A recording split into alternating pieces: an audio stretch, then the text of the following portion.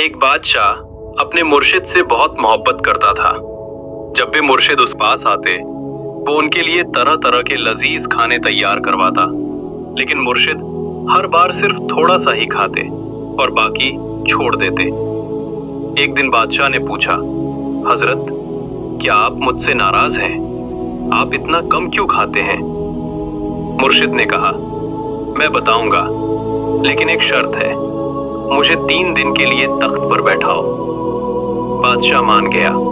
مرشد نے تخت پر بیٹھتے ہی اعلان کیا، بادشاہ کو جیل میں ڈال دو اور تیسرے دن پھانسی دی جائے گی۔ بادشاہ حیران رہ گیا۔ وہ جیل میں روتا رہا اور موت کا خوف اس کے دل میں اتر گیا۔ تیسرے دن جب اسے پھانسی کے میدان میں لایا گیا تو مرشد نے اس کے لیے دعوت لگوائی۔ بادشاہ نے کہا، موت سامنے ہے، میں کھانے کا کیا کروں؟ مرشد مسکرائے اور بولے، یہی اصل راز ہے۔ جب انسان موت کو دیکھتا ہے تو دنیا کی محبت دل سے نکل جاتی ہے۔ پھر مرشد نے بادشاہ کو گلے لگایا، تاج پہنایا اور کہا، موت کو یاد رکھو، یہی دنیا سے بے رغبت ہونے کا اصلی سبق ہے۔